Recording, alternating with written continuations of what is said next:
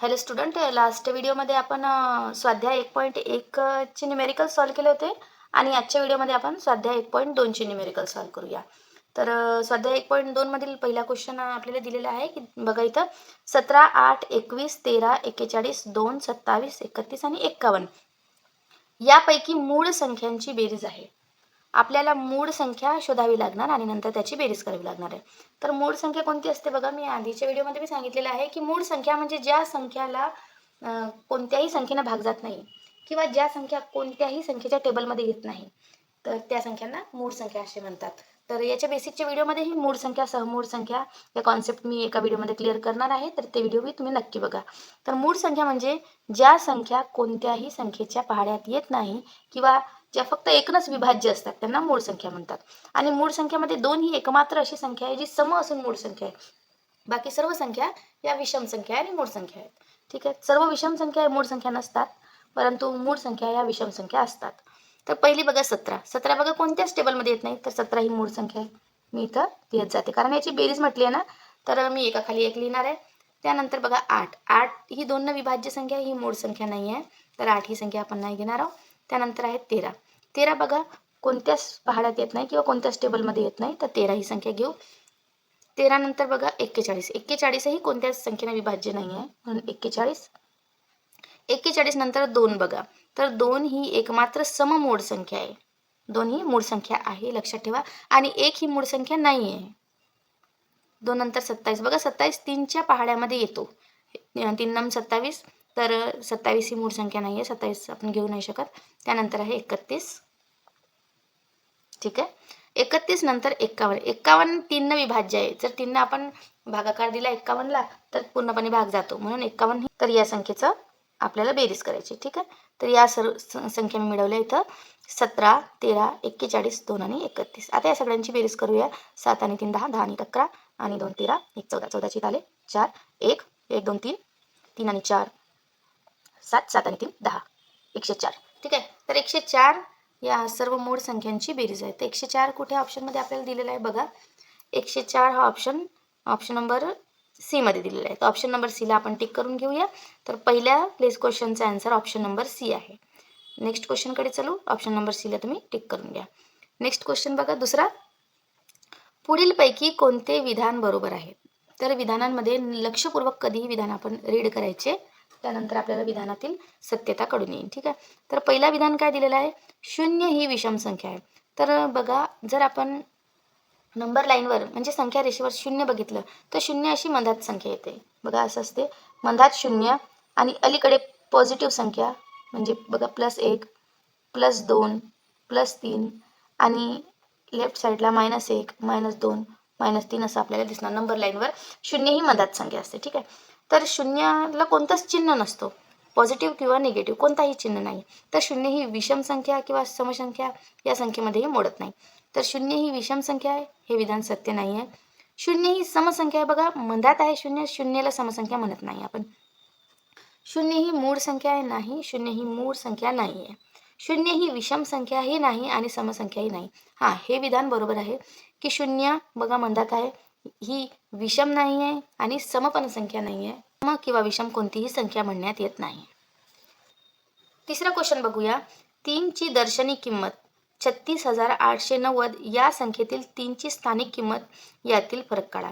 तर बघा आपल्याला ही एक संख्या दिलेली आहे आणि या संख्येमधील आपल्याला 3ची स्थानिक किंमत आणि 3ची दर्शनी किंमत यामधील फरक काढायचा आहे. तर साईडला आपण सॉल्व करूया. पहिले मी संख्या लिहून घेते. 3, 6, त्यानंतर आहे 8, 9, 0. तर इथं बघा 3ची जी किंमत आहे, 3ची आपण पहिल्यांदा 3ची स्थानिक किंमत काढूया. तर इथे 3ची स्थानिक किंमत येते 3. आता यानंतर जितक्याही संख्या आहेत तेवढ्या 3वर 0 घ्यायचे. म्हणजे किती संख्या आहेत? 1, 2, 3, 4. तर 3वर 4 शून्य येणार. ही झाली 3ची दर्शनी किंमत. ठीक आहे, आता 3ची स्थानिक किंमत किती असते? तर 3ची स्थानिक किंमत 3 असते. ठीक आहे, यामधील फरक किती आहे? तर पहिल्यांदा दर्शनी किंमत आणि नंतर स्थानिक किंमत. यामधील फरक कसं काढणार? तर मोठ्या संख्येमधून लहान संख्या वजा करून काढणार, मायनस करून. तर आपण ही मोठी संख्या आहे 30,000 आणि ही लहान संख्या, याची वजाबाकी करू आणि 3ची या किमतीमधील फरक काढूया.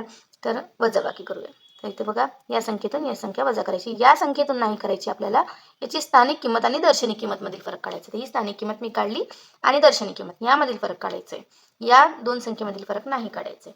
तर ही झाली त्याची स्थानिक किंमत आणि फक्त 3 झाली दर्शनी 3 झाली स्थानिक किंमत आणि 30,000 झाली दर्शनी किंमत. तर यामधील फरक काढणार. मोठ्या संख्येमधून लहान संख्या मायनस करू. इथे बघा 0च्या ऐवजी 10 येणार, इथं 9 9 9 आणि 2. 10 मधून 3 गेले तर 7 आले, 9 परत 9 9 आणि 2. 2,997 हा आपला आन्सर आहे. तर आन्सर बघूया कोणत्या ऑप्शनमध्ये दिलेला आहे आपल्याला. ऑप्शन नंबर बी. तर ऑप्शन नंबर बीला आपण टिक करून घेऊ. ऑप्शन नंबर बी हा करेक्ट आन्सर आहे. चौथ्या क्वेश्चनमध्ये बघा आपल्याला काय म्हटलेलं आहे की 33 आणि 97 च्या बाबतीत पुढीलपैकी काय खरं आहे. तर दोन्ही संख्या मूळ संख्या आहे. इथे बघा 97 जरी मूळ संख्या असली तरी 33 ही मूळ संख्या नाही आहे, कारण 33 11च्या पहाड्यामध्ये येते, 11 त्रिके 33. तर 33 ही मूळ संख्या नाही आहे. तर पहिलं विधान जे आहे ते असत्य आहे, म्हणजे पहिलं आपण आपलं ऑप्शन खरं नाही आहे. सेकंड ऑप्शनकडे बघू तर सेकंड ऑप्शनमध्ये म्हटलेलं आहे की दोन्ही सहमूळ संख्या आहे. सहमूळ संख्या अशी असतात की ज्याला फक्त एक हाच एकमात्र विभाज्य असते. तर बघा 33चे आपण जर विभाज्य केले तर 33चे विभाज्य पडतात 11 गुणिले 3. आता एक तर कॉमन आहेच याच्यामध्ये, आणि 97 म्हणजे 97चे भाग पडत नाही. 97 गुणिले 1 ही मूळ संख्या आहे. तर 97 एके 97, तर 1 हा याचा कॉमन फॅक्टर आहे. ज्या संख्येचा कॉमन फॅक्टर 1 असतो त्या संख्या सहमूळ संख्या असतात. तर विधान बी आपला बरोबर आहे. तरी आपण विधान सी आणि डी एकदा चेक करू. तसं ऑप्शन नंबर बी हा करेक्ट आन्सर आहे, पण बी आणि सी आणि डी आपण चेक करू. तर दोन्ही 11ची गुणित आहे. सी मध्ये म्हटलेलं आहे नाही, 97 11चा गुणित नाही आहे, आणि 33 जरी 11चा गुणित आहे, म्हणजे 11च्या पहाड्यात येणारी संख्या. 11चं गुणित म्हणजे 11च्या पहाड्यात येणारी किंवा 11नं भाग जाणारी. तर 33ला 11नं भाग जातो, परंतु 97ला जात नाही. तर सी ऑप्शन नाही आहे. दोन्ही समसंख्या आहे नाही, 33 आणि 97 दोन्हीही विषम संख्या आहे. तर सी आणि डी ऑप्शन कॅन्सल झाले, ए ऑप्शनही कॅन्सल झाला आणि ऑप्शन नंबर बी करेक्ट आन्सर आहे. क्वेश्चन 5 बघूया. पुढीलपैकी कोणत्या अंकाची दर्शनी व स्थानिक किंमत एखाद्या संख्येमध्ये नेहमी सारखी असते.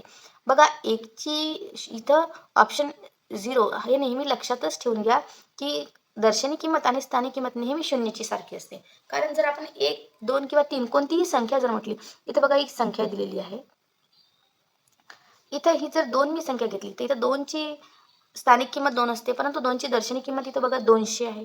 म्हणजे 2चं जी प्लेस व्हॅल्यू आहे ती प्लेस टू प्लेस चेंज होणार. जर 2 एकक स्थानी असला तर 2 असते, दशक स्थानी असला तर 20, आणि शतक स्थानी असला तर 200.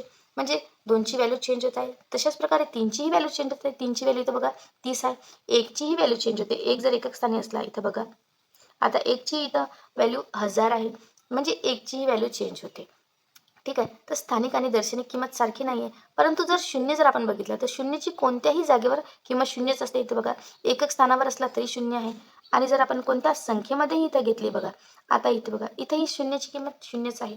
शून्याच्या समोर जर मी कितीही 0 ॲड केले बघा इथं शून्य. आता शून्याची जर इथे मी दर्शनी किंमत काढली शून्य, शून्यावर मग इथे 2 शून्य घेतले तर व्हॅल्यू शून्यच येणार आहे.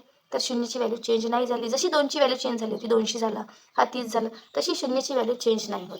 तर शून्याची कुठेही व्हॅल्यू सेम असते, म्हणून शून्याची स्थानिक आणि दर्शनी किंमत नेहमी सारखी असते.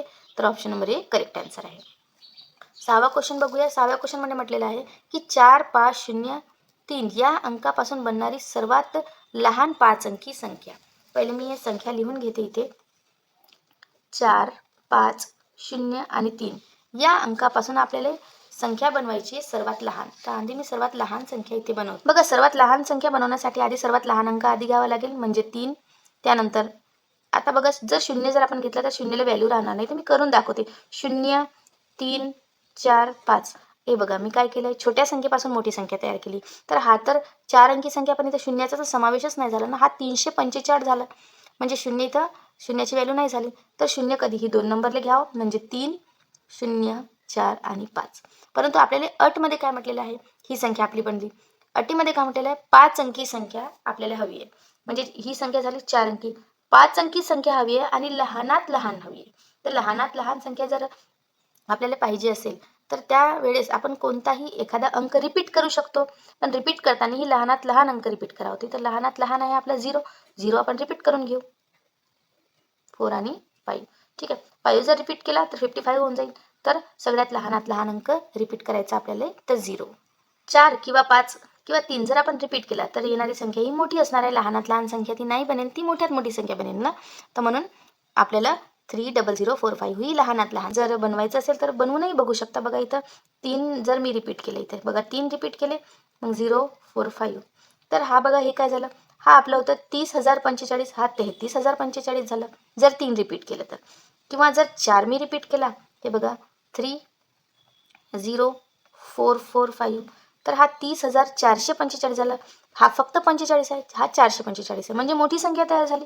जर 5 रिपीट केला मी 30,455, ठीक आहे. तर आता ही 455 झालं. म्हणजे कोणतीही संख्या जर रिपीट केली तर ते मोठाच अंक मिळणार आहे. त्यापेक्षा आपण शून्याला डबल रिपीट करूया. सगळ्यात लहान संख्या ही शून्यच आहे. शून्य डबल रिपीट केला तर लहानात लहान संख्या बनेल, म्हणजे 30,045. ही 5 अंकी संख्या तयार झाली आणि सर्वात लहान संख्या तयार झाली. ऑप्शन नंबर बी हा करेक्ट आन्सर आहे आणि ऑप्शन नंबर बी ला आपण टिक करून घेऊ. ठीक आहे. 7व्या क्वेश्चनमध्ये म्हटलेलं आहे बघा की एन या कोणत्याही नैसर्गिक संख्येच्या बाबतीत पुढीलपैकी कोणते विधान सत्य आहे. ठीक आहे. तर पुढीलपैकी कोणते विधान सत्य आहे आपल्याला डिसाईड करायचे आहे. तर इथं म्हटलेलं आहे की कोणत्याही संख्येचा स्क्वेअर हा क्यूबपेक्षा मोठा असतो. तर जर आपण एकाचा स्क्वेअर घेतला, इथं एक या संख्येचा स्क्वेअर घेतला, ठीक आहे. नैसर्गिक संख्या म्हटलेली आहे ना, तर नैसर्गिक कोणत्याही संख्या घेऊ शकतो.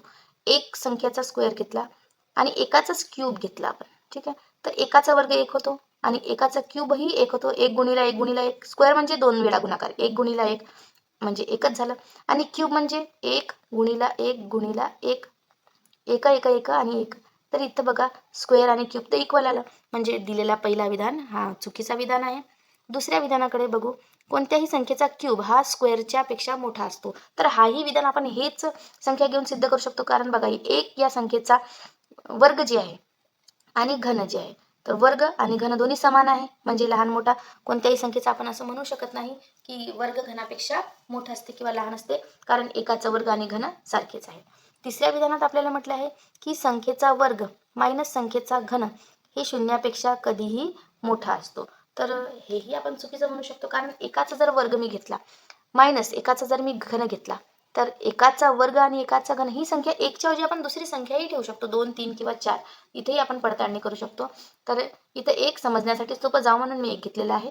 तर एकाचा जर मी वर्ग केला मायनस एकाचा घन केला तर ती शून्य आली. शून्यापेक्षा लहान येईल असं पॉसिबल नाही आहे, किंवा मायनस टाकून बघू शकतो. इथं जर 2चा मी वर्ग केला तर 2चा वर्ग येतो 4, ठीक आहे. मायनस जर 2चा घन केला तर 8, तर 4 - 8 इथं तर निगेटिव्ह 4 हा आन्सर आला.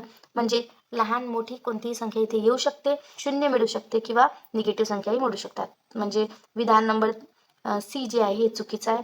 आणि डी कडे बघूया. तर नैसर्गिक संख्या इथं म्हटलेलं आहे की नैसर्गिक संख्या ही शून्यापेक्षा मोठी असते.